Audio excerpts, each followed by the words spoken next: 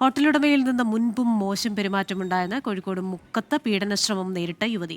ദേവദാസും മറ്റു രണ്ടുപേരും ചേർന്ന് ആക്രമിക്കാൻ ശ്രമിച്ചു. മറ്റ് സ്റ്റാഫുകളെ നേരത്തെ പറഞ്ഞയച്ചു. ആസൂത്രിതമായാണ് ആക്രമിച്ചതെന്നും യുവതി പറഞ്ഞു.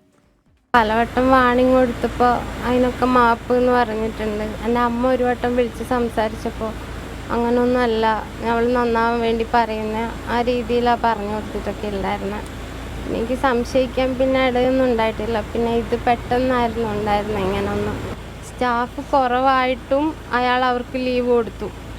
ഞാൻ മാനേജ് ചെയ്യുന്നുള്ളൊരു ഇതിൽ അയാൾ ലീവ് കൊടുത്ത് എക്സ്ട്രാ പൈസ കൊടുത്ത് തലയിലൊക്കെ ഇങ്ങനെ തലോടിയിട്ട് പയ്യെ വന്നാൽ മതി മക്കളെ, എല്ലാം മാറിയിട്ട് പയ്യെ വന്നാൽ മതി എന്നൊക്കെ പറഞ്ഞ് അവരുടെ അടുത്ത് എല്ലാം അയാൾ അനുഭവിക്കണം എന്ന് എനിക്കുണ്ട്. അതിന് വേണ്ടിയിട്ട് ഞാൻ ഏതറ്റം വരെ പോകും.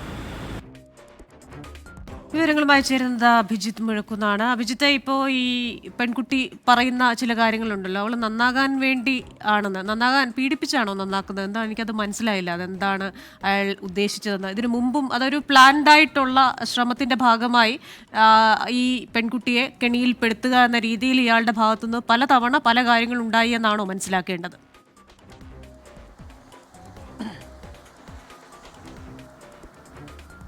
ക്രിസ്റ്റീന, അക്കാര്യത്തിൽ സംശയമില്ല. നേരത്തെ തന്നെ പുറത്തുവന്ന സ്ക്രീൻഷോട്ടുകൾ ഉൾപ്പെടെ ഇയാൾ ഇതൊരു പ്ലാൻഡായിട്ട് നടത്തിയ സംഭവമാണ് എന്നുള്ളതിന് തെളിവാണ്.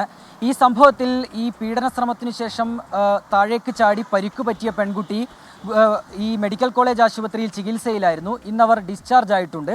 അതിനുശേഷം ഇപ്പോൾ ഇവരുടെ പ്രതികരണം വരികയാണ്. എന്താണെന്ന് സംഭവിച്ചത് എന്നത് ഉൾപ്പെടെയുള്ള കാര്യങ്ങൾ ഈ പെൺകുട്ടി പറയുന്നുണ്ട്. അതിലേറ്റവും പ്രധാനപ്പെട്ടത്, മുൻപും സമാനമായ രീതിയിലുള്ള പെരുമാറ്റം ഈ സ്വകാര്യ ലോഡ്ജ് ഉടമയായ ദേവദാസിൻ്റെ ഭാഗത്തുനിന്നുണ്ടായി എന്നുള്ളത് തന്നെയാണ്.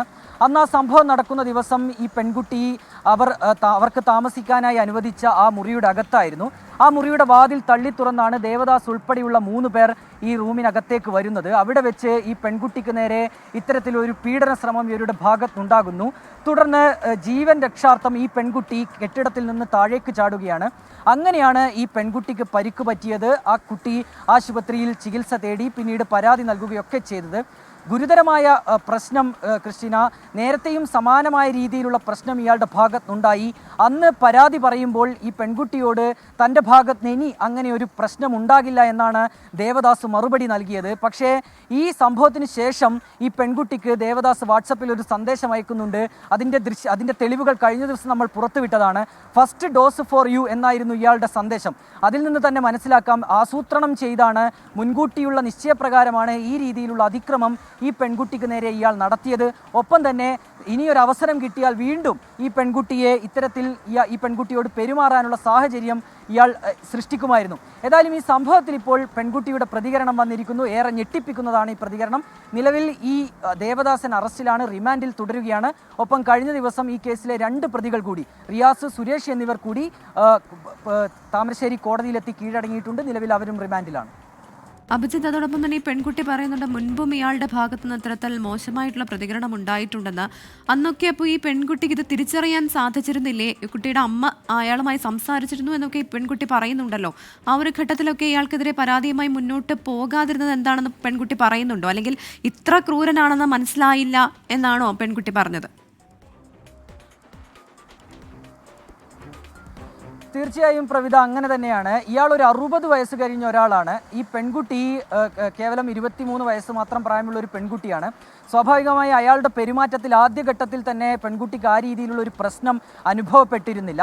ആ രീതിയിൽ അങ്ങനെ തുടക്കകാലത്തിൽ വളരെ സൗഹാർദ്ദപരമായി മകളോടെന്ന പോലെയാണ് ഇയാൾ പെരുമാറിയത്. പിന്നീടാണ് ഇയാളുടെ ഭാവം മാറുന്നത്, ഇയാളുടെ സംസാരത്തിൻ്റെ ശൈലി മാറുന്നത്, അയക്കുന്ന മെസ്സേജുകളുടെ സ്വഭാവം മാറുന്നത്.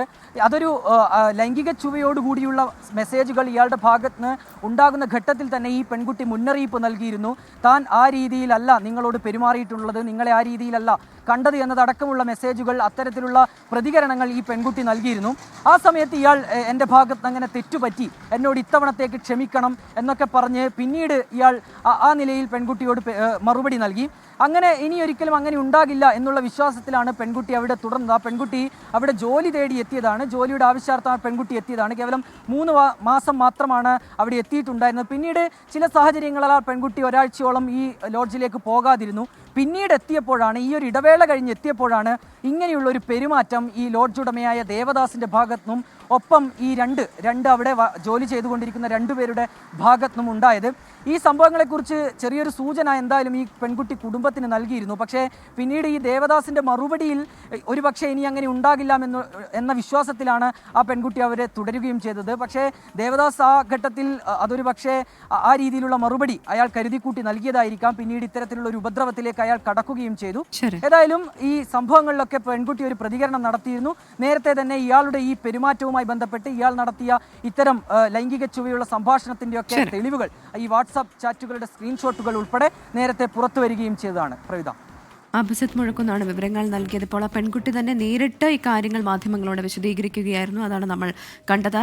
മുൻപും ഇയാൾ പെൺകുട്ടിയോട് മോശമായി പെരുമാറിയിട്ടുണ്ട്. പക്ഷേ അന്നൊന്നും അത്തരത്തിലുള്ള ഒരു പ്രശ്നം തോന്നിയിരുന്നില്ല. പക്ഷേ അയാളുടെ മനസ്സിൽ ഇതായിരുന്നു ലക്ഷ്യം. ഈ പെൺകുട്ടിയെ മോശമായി ഉപദ്രവിക്കുക എന്നുള്ളത് തന്നെയായിരുന്നു അയാളുടെ ലക്ഷ്യം എന്നുള്ളത് ഇപ്പോൾ വ്യക്തമാകും. സ്ട്രോങ് ആയിട്ടുള്ള ഒരു പെൺകുട്ടിയാണ്. ആ ഒരു സമയത്ത് പെട്ടെന്ന് സ്പോണ്ടേനിയസ് ആയിട്ട് അതിൽ നിന്ന് രക്ഷപ്പെടാൻ താഴേക്ക് ചാടുന്നു. ഇപ്പോഴിതാ നമുക്ക് പ്രതികരണം തരുന്നു. അപ്പോൾ എത്രയും വേഗം ആ മുറിവുകളിൽ നിന്നൊക്കെ പോകുമെന്നും പറയുന്നുണ്ട്. വലിയ പരിശോധനകൾ ഈ വിഷയത്തിൽ നടക്കേണ്ടതായിട്ടുണ്ട്. ഇയാൾ മറ്റാരോടെങ്കിലും ഒക്കെ ഇതേപോലെ പെരുമാറിയിട്ടുണ്ടോ, ഇയാൾക്ക് ഇത്തരത്തിലൊരു ബാക്ക്ഗ്രൗണ്ട് ഉണ്ടോ, എന്തുകൊണ്ട് ഈ പെൺകുട്ടിയെ ഇയാൾ ഇങ്ങനെ തുടർച്ചയായി ഉപദ്രവിക്കുന്നു, ഈ കാര്യങ്ങളെല്ലാം പരിശോധിക്കപ്പെടട്ടെ. അപ്പോൾ അതിനുശേഷം ഒരു വ്യക്തമായ ഉത്തരം നമുക്ക് ലഭിക്കും.